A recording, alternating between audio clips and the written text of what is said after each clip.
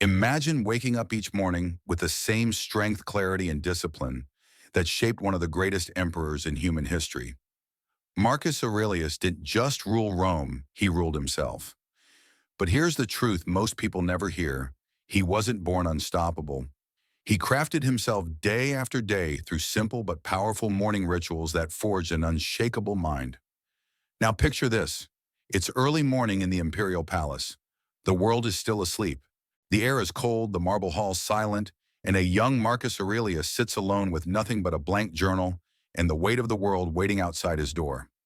No soldiers, no advisors, no crowds, just a man confronting his own thoughts. And this, not the battlefield, not the Senate, is where greatness is built. In the quiet moments before sunrise, where he strengthens his inner world so he can withstand the chaos of the outer one. Today, you're stepping into those very mornings. You're about to discover 7 Stoic morning rituals that can reshape your mind in just 21 days, turning you from scattered and stressed into focused, disciplined, and truly unstoppable. Let Marcus Aurelius show you the way. Ritual 1, the view from above, awakening. Take a deep breath, slowly in and gently out.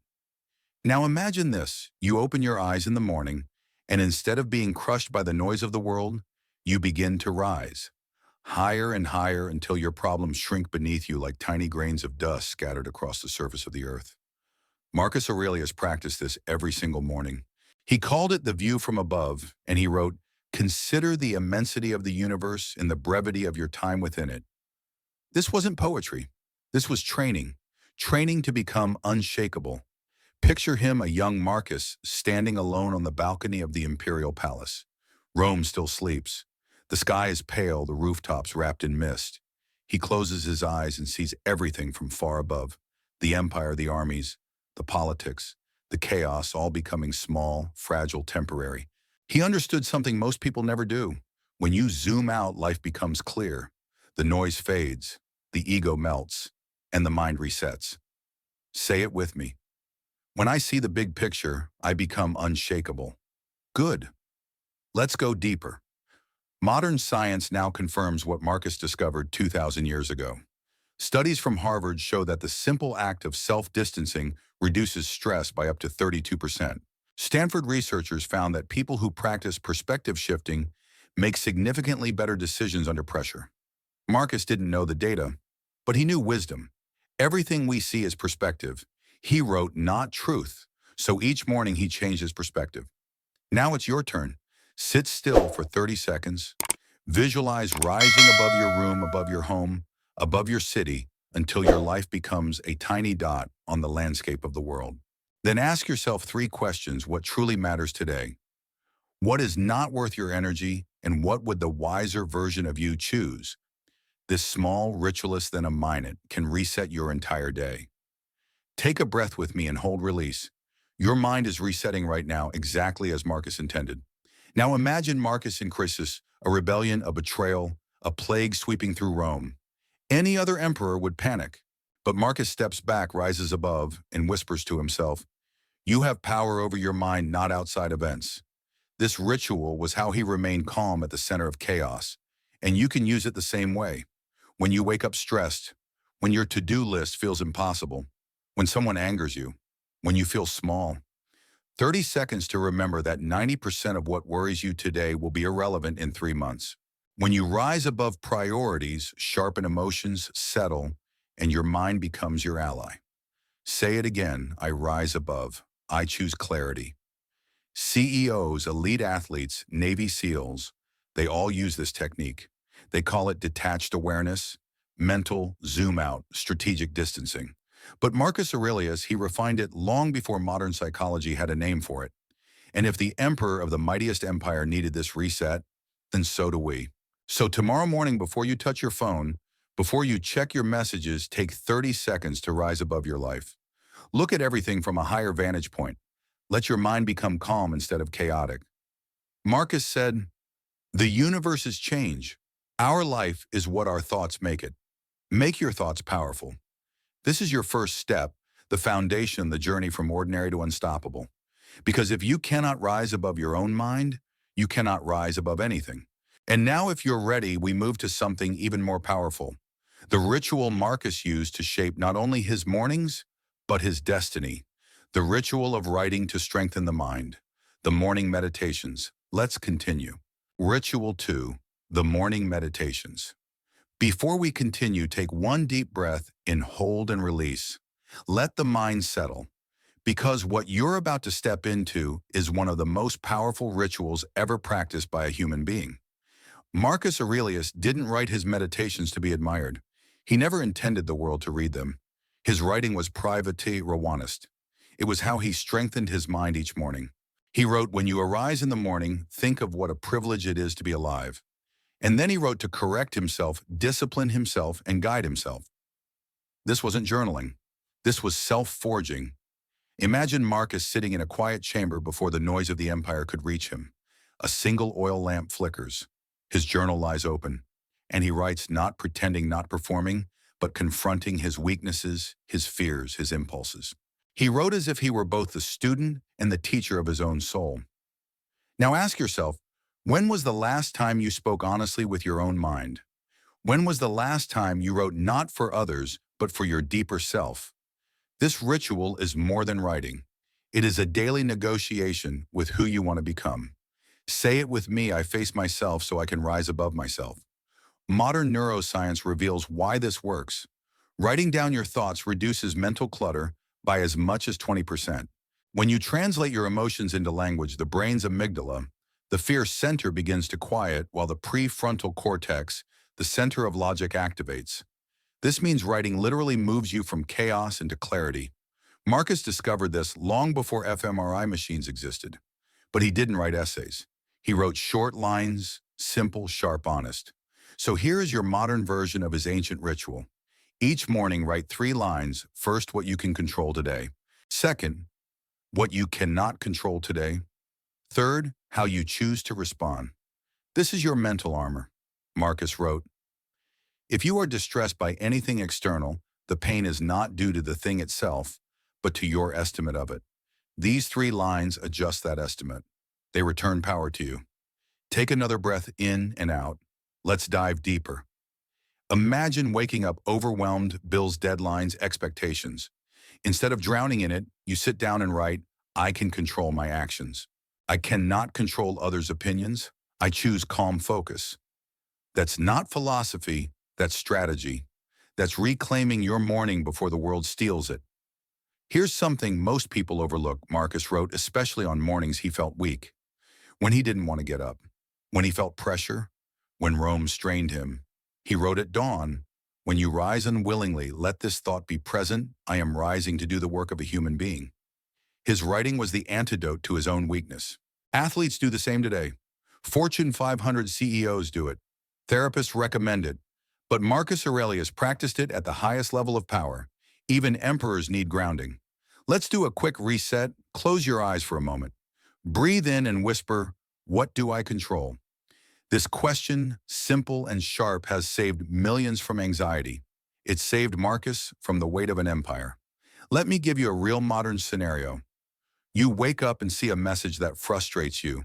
Someone misunderstood you. Someone judged you. The old version of you reacts instantly. But the Stoic version of you pauses, writes one line, I do not control what they think. I control how I act. Suddenly, you're no longer a slave to emotion. You've chosen power. This ritual builds emotional stability, mental sharpness, and resilience. 7 days of it can shift your mood. 14 days can shift your habits. 21 days can shift your identity. And now a small challenge. Tomorrow morning before scrolling your phone, write your 3 lines. Even if they're sloppy, even if you're tired, even if you only manage 1 sentence. Because the point is not perfection. The point is confrontation, the courage to look at yourself before the world looks at you. Marcus wrote, waste no more time arguing what a good man should be. Be one. This ritual is how you become one. Now, if you're ready, we move into something that may shock you. Because ritual 3 is where Marcus introduces a discomfort so small, yet so powerful it can reshape your discipline entirely. Voluntary discomfort, the gateway to mental strength. Let's continue. Ritual 3, voluntary discomfort. Take a slow breath in and out. Because what comes next is a Stoic principle so simple yet so powerful that Marcus Aurelius used it to forge discipline sharper than any Roman sword. It is the ritual of voluntary discomfort. The idea that you choose small challenges in the morning so you become unbreakable before life throws bigger ones at you. Marcus wrote, "If you are vanquished by discomfort, what remains of your strength?" And so every day he placed himself into situations that toughened his mind, prepared his spirit, and humbled his ego. Imagine him waking before sunrise on cold Roman mornings. No heated chambers, no luxury, no comfort. He would wash with cold water, stand in the chill, breathe deeply, and remind himself that strength is not built in pleasure, but in controlled struggle. The Stoics believed that a person who practices mild hardship voluntarily becomes immune to the shock of real hardship. It is the mental equivalent of forging iron, expose it to heat and pressure, and it becomes steel. Now let me ask you, when was the last time you did something uncomfortable on purpose? When was the last time you deliberately chose a harder path just to strengthen yourself? Most of us avoid discomfort at all costs. But that avoidance is precisely what keeps us weak, anxious, and easily shaken. Say it with me. Discomfort is my training ground. Modern research supports this ancient wisdom. Studies from the University of Michigan reveal that people who practice small daily challenges increase their mental resilience by up to 29%. Cold exposure boosts dopamine by 250%. Early rising increases discipline, and pushing your body even for a few seconds trains your brain to endure stress more skillfully. Marcus did not know the numbers, but he knew the truth. The impediment to action advances action. What stands in the way becomes the way. Now imagine a modern version of this ritual. You wake up and instead of reaching for comfort, you challenge yourself immediately. A cold shower, not to punish yourself, but to awaken the body. No snooze button, not to impress anyone, but to conquer your weaker self. 10 push-ups right out of bed, not for fitness, but for self-respect. These tiny wins create a cascade of psychological momentum. You feel sharper, stronger, more alive, because your first act of the day was a victory. Let's do a reset here. Inhale slowly, hold exhale. Repeat to yourself, if I can do the hard thing first, everything else becomes easier. Good, let's continue. Imagine a moment when life hits you with something unexpected, bad news, failure, rejection, pressure. The untrained mind collapses, but the Stoic trained mind remembers, I have already practiced discomfort today. I have already chosen discipline. And so this challenge, no matter how big, feels survivable, because your body and mind have been trained to face adversity. Here is a real example. Navy SEALs practice micro discomfort every morning, not because they enjoy suffering, but because they know that when chaos arrives, the mind must be ready. CEOs who skip comfort routines and choose short bursts of challenge show higher cognitive performance under stress. Athletes who embrace discomfort adapt faster and perform better. The pattern is clear. Choose discomfort now, become unstoppable later. Marcus understood this deeply. When facing battles, loss, and plague, he relied on his training. Do not pray for a lighter load. Pray for a stronger back. And every morning he built that stronger back through small burdens he chose. So here is your challenge tomorrow morning. Choose one small discomfort. It doesn't matter which. A cold shower, 10 push-ups, a minute of freezing air on your skin, making your bed perfectly, leaving your phone untouched for the first hour. What matters is that you prove to yourself that you can do something difficult before the world demands anything from you. And remember, this discipline is not built in grand moments. It is built in small, invisible decisions repeated day after day. You don't become unstoppable all at once. You become unstoppable one intentional discomfort at a time. Now take one more breath in out, because what comes next is even more powerful. Ritual 4 teaches you how to command your nervous system the same way Marcus commanded legions. A breathing technique so simple and so strong that warriors, monks, and emperors all used it. The warrior's breath. Let's continue. Ritual 4, the warrior's breath. Take a slow breath in, hold, and let it out gently. Feel your mind quiet for a moment, because this ritual you're about to learn is ancient, powerful, and deceptively simple. Marcus Aurelius used it before battles, before speeches, before difficult decisions. It is the breath of warriors, the breath of clarity. The Stoics believed that the way you breathe decides the way you think. And Marcus wrote, the mind adapts and converts obstacles into fuel, but he also knew the mind cannot adapt if the body is drowning in panic. So he used breath to command his state. Imagine Marcus on the morning of a decisive moment, perhaps when Rome was threatened by invading tribes or when the plague ravaged the empire. Advisors rush around him, soldiers whisper, tension fills the air. But Marcus stands still, just breathing. 4 seconds in 4 seconds holds 6 seconds out. In a world collapsing around him, he becomes the calmest man alive. That is not luck. That is technique.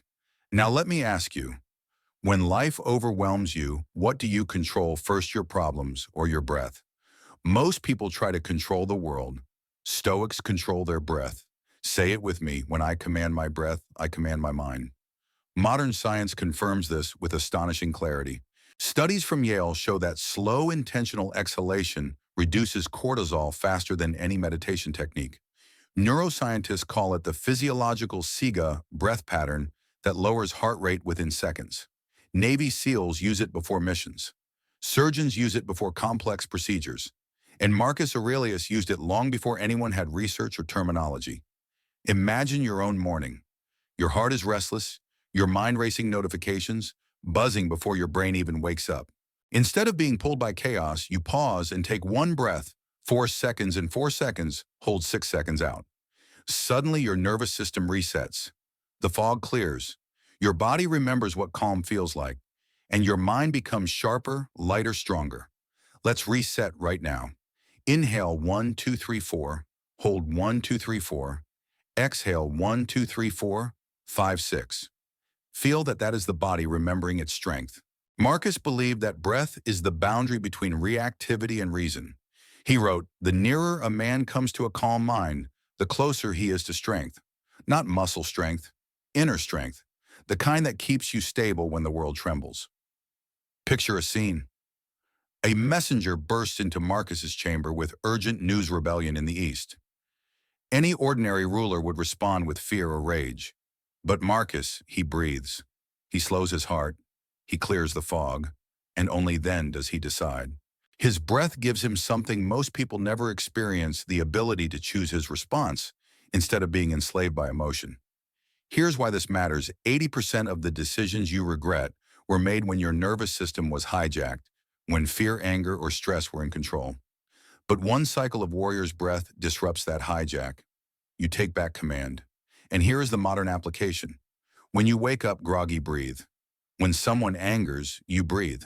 When anxiety tightens your chest, breathe. When your day feels overwhelming, breathe. 4 seconds in 4 seconds, hold 6 seconds out. This is not escape. This is preparation. This is power. Let me give you a real scenario. You're about to enter an important meeting. Your hands sweat, your thoughts scatter.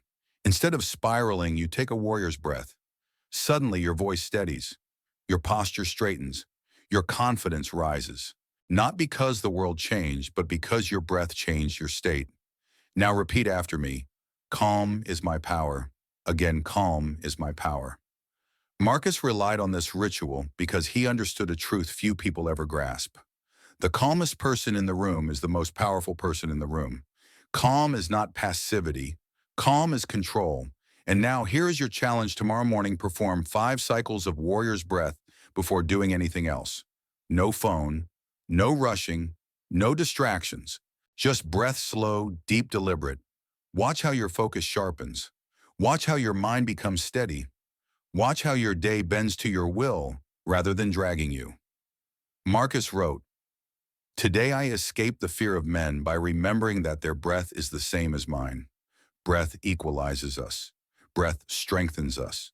Breath prepares us. Now take one final slow inhale, hold and exhale, because the next ritual will take you even deeper into the Stoic mind. Ritual 5 is the practice that made Marcus unshakably strong: intentional solitude. The art of meeting yourself before the world meets you. Let's continue. Ritual 5, intentional solitude.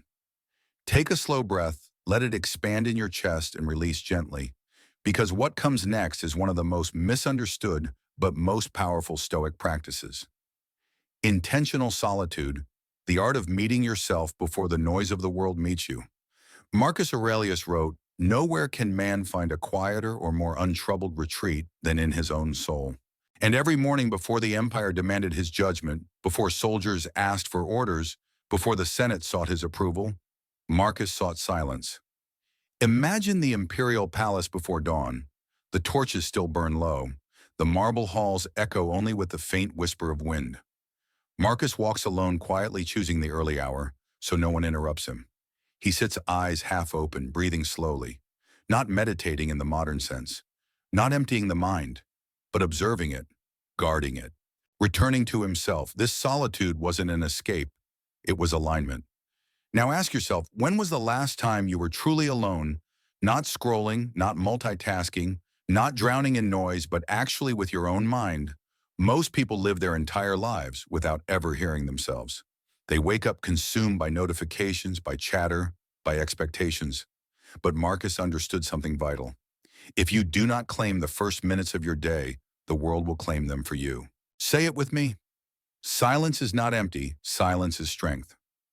Modern psychology agrees. Research from the University of Virginia found that 67% of people prefer mild electric shocks over sitting alone with their thoughts for just 15 minutes. We fear silence because silence reveals truth. But the Stoics ran toward silence. In solitude, they found clarity, purpose, power. Now picture a modern version of this Stoic ritual. You wake up and instead of reaching for your phone, you sit still for 5 minutes. No scrolling, no music, no talking. Just breath and awareness. At first, the mind rebels.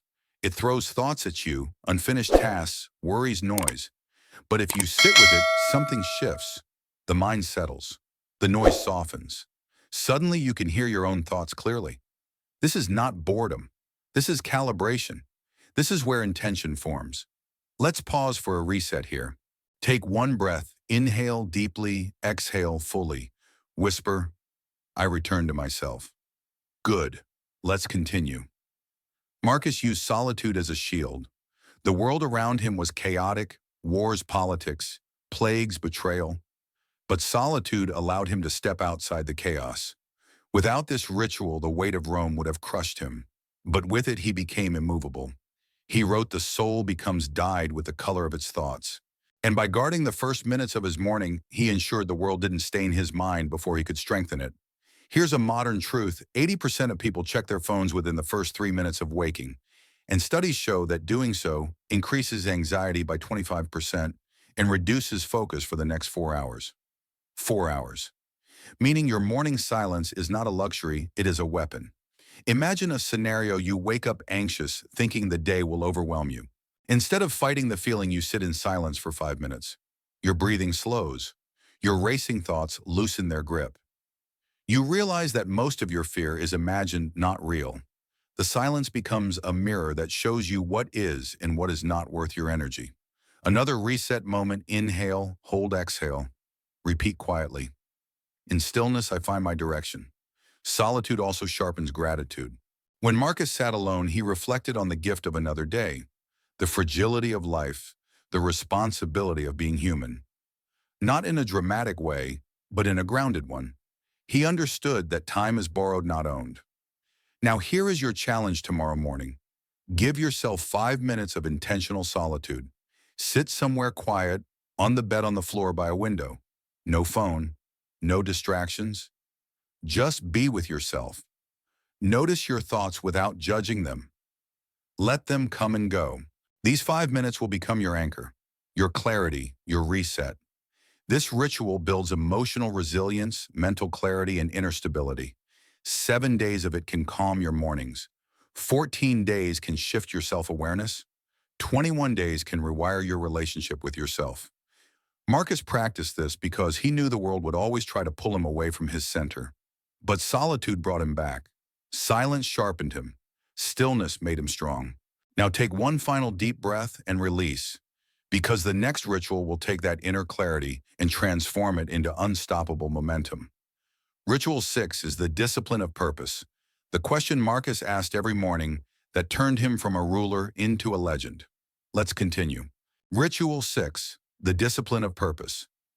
Take a deep breath in, hold and release slowly, because now we enter the ritual that Marcus Aurelius considered the core of a meaningful life, the discipline of purpose.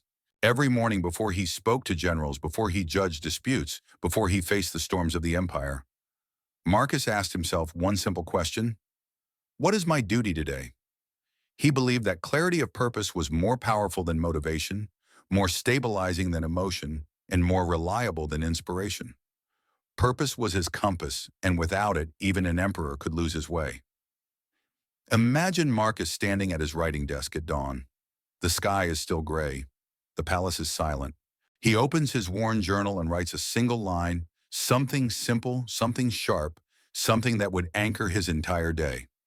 Perhaps today I will act with justice, or today I will not be ruled by anger, or today I will serve the common good. He believed that a man who knows his purpose does not drift, does not hesitate, does not crumble. Purpose cuts through noise. Now ask yourself, when you wake up, do you choose your direction, or do you let the world choose it for you? Most people live reactively. They wake up, get pulled into messages, tasks, requests, and problems that are not even theirs. And by noon, they wonder why they feel lost. But Marcus understood something profound. A person's worth is measured by the worth of what he pursues. If you pursue nothing intentionally, you become nothing intentionally. Say it with me: purpose before chaos. Modern psychology confirms this ancient wisdom. Studies from Stanford show that people who set one clear daily intention increase productivity by 23% and reduce stress by nearly 18%. Neuroscience shows that writing one specific commitment activates the brain's goal-oriented networks, sharpening focus and increasing follow-through. Your mind is a blade, but purpose is the hand that guides it. Now imagine applying this ritual in your modern morning. You sit down, take a breath, and write one main goal for the day. Not a list of 10 tasks, not an overwhelming mountain, just one mission, something meaningful, something doable. Then you write one action, just one that moves you toward it. Finally, you make a silent promise to yourself to complete that action no matter what. Let's reset for a moment. Inhale deeply, hold, exhale softly. Whisper to yourself one purpose, one action, one victory. This morning ritual transforms your entire day. Suddenly, you are no longer drifting. You are moving intentionally. You're not reacting to the world, you're shaping it. Marcus used this practice to stay grounded amid chaos. With wars on the borders, famine in the provinces, and political turmoil at his doorstep, he could have drowned in overwhelm. But he didn't, because he always returned to purpose. Let me give you a modern example. You wake up and write, "Today my purpose is to act with discipline." And the action: go to the gym for 20 minutes. Even if the rest of your morning collapses, even if unexpected problems arise, you have a target. And hitting this target rewires your identity. If you complete it, you prove to yourself that you keep your word. And identity is built from repeated proof. Once you see yourself as someone who honors purpose, everything else changes. Another reset. Breathe in, out softly, repeat. Purpose turns weakness into strength. Marcus believed that purpose separates greatness from mediocrity. He wrote, "Stop talking about what a good man is. Be one. And being one begins with knowing what you must do today, not tomorrow, not someday, today." Consider this. The average person makes over 35,000 decisions per day. That is cognitive chaos. Purpose cuts through that noise like a sword. When you know your mission, decisions become easier. Distractions lose their power. Anxiety loses its grip. You become steady. Here is your challenge tomorrow morning. Write 3 lines, one purpose, one action, one commitment. Repeat this for 21 days. You will start to notice a shift. Your days become cleaner, sharper, more deliberate. You begin to feel momentum, not the chaotic kind, but the grounded kind that builds empires, strengthens character, and transforms ordinary people into unstoppable ones. Marcus lived his entire life by this principle. He was not the strongest emperor, not the most charismatic, not the most ruthless, but he was the most purposeful. And that is why history remembers him. Take one more deep breath in and exhale slowly, because now we move into a ritual that brings everything together, the ritual that gives urgency, gratitude, and clarity to every morning. Ritual 7, the reminder that transformed Marcus Aurelius into a man who did not fear death and therefore did not fear life. Memento Mori. Let's continue. Ritual 7, Memento Mori. Take a slow breath, let it sink deep into your chest and release softly. Because now we enter the final ritual, the one that shaped the courage, clarity, and gratitude of Marcus Aurelius more than anything else. Memento Mori. Remember, you will die. Most people misunderstand this phrase. They think it's dark, morbid, frightening. But to Marcus, it was liberation. He wrote, you could leave life right now. Let that determine what you do and say and think. Memento Mori wasn't a warning. It was a wake-up call. Imagine Marcus in his private chamber before dawn. The world still sleeps. A small flame flickers. He looks at his reflection in polished bronze knot as an emperor, not as a ruler, not as a symbol, but as a human being made of breath and blood, fragile and temporary. And he reminds himself, this day is borrowed. Use it well. That awareness didn't make him anxious. It made him alive. It sharpened every decision, every conversation, every act of kindness, every moment of discipline. Now ask yourself, how many days have you lived half awake? How many mornings have you wasted thinking you had endless tomorrows? Modern statistics show that the average person spends nearly 27 years of their life asleep, 13 years working, over 8 years on screens. If we are not careful, life slips through our fingers in silence. Say it with me, I will not sleepwalk through my life. Memento Mori is the antidote to wasted time. When you remember that life is finite, you stop postponing your potential. You stop fearing judgment. You stop tolerating mediocrity, especially within yourself. You begin to value the sunrise, the breath in your lungs, the people around you. Marcus used this ritual to stay centered, humble, yet fiercely purposeful. Death was not the enemy. Forgetting life was. Let's create a modern version of this ritual. Imagine standing at your window early in the morning, looking out at the quiet world. Before checking messages, before rushing into routine, you whisper to yourself, if this were my last sunrise, how would I live today? This is not drama. This is clarity. Neuroscience confirms that reflecting briefly on life's impermanence increases focus, boosts gratitude, and heightens courage. When you realize time is short, your excuses dissolve. Reset, no inhale, exhale, then repeat softly. Every moment matters. Marcus practiced Memento Mori not to fear death, but to free himself from the trivial. He didn't have time for petty arguments, gossip, or emotional storms. When you accept your mortality, you rise above nonsense. You stop chasing approval.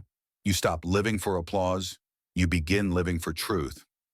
Let me tell you a story. A modern one. A man in his 30s spent years planning the perfect moment to start his dream project. He waited for more money, more time, more clarity. But life kept slipping by. Then one morning, after losing a close friend unexpectedly, he looked at himself in the mirror and said, if not now, when that day he began. Within 3 years, he built a company. Within 5, he changed his entire life. Memento Mori was his turning point. You don't need tragedy to wake you up. You can wake yourself. Right now, another reset, take one breath, let it go, whisper, I am alive. And that is enough. Here is your practice every morning. Take 10 seconds to remember that the day ahead is not guaranteed. Not in a fearful way, but in a fierce, grateful way. Ask yourself, if this was my final day, would I complain or create? Would I hesitate or act? Would I seek comfort or meaning? This ritual transforms you. It makes you kinder because you understand everyone around you is fragile. It makes you braver because fear loses its power. It makes you focus because distractions become laughable. 7 days of this ritual deepens gratitude. 14 days strengthens discipline. 21 days transforms your entire perception of life. Marcus Aurelius became unstoppable, not because he avoided death, but because he accepted it. By embracing his mortality every morning, he unlocked the most powerful form of freedom, the freedom to live fully. Now take one final slow breath in and out. You have journeyed through 7 Stoic morning rituals, 7 practices that reshaped emperors, warriors, thinkers, and now they can reshape you. If you commit to these rituals for 21 days, you will feel the shift. You will rise clearer, stronger, more disciplined, more alive. If you want more Stoic wisdom, practical mental training, and powerful Marcus-inspired routines to strengthen your mind, your discipline, and your daily life, make sure you hit subscribe and turn on notifications for the Making Life Better channel. This is where we sharpen your mindset, build unshakable habits, and help you rise a little stronger every single morning. Now I want you to take one small step that signals a massive change within you. Scroll down and comment just one word: unstoppable. Not for me, for you. Because the moment you choose that word, you're declaring your commitment to the 21-day Stoic transformation. You're saying you refuse to live passively. You refuse to drift. You refuse to be controlled by fear, excuses, or chaos. Type unstoppable. And let that be your contract with yourself, a promise that starting today, your discipline becomes non-negotiable. And remember the words of Marcus Aurelius: you have power over your mind, not outside events. Realize this, and you will find strength. Control your mind, or it will control you. Now choose strength. Choose purpose. Choose to be unstoppable.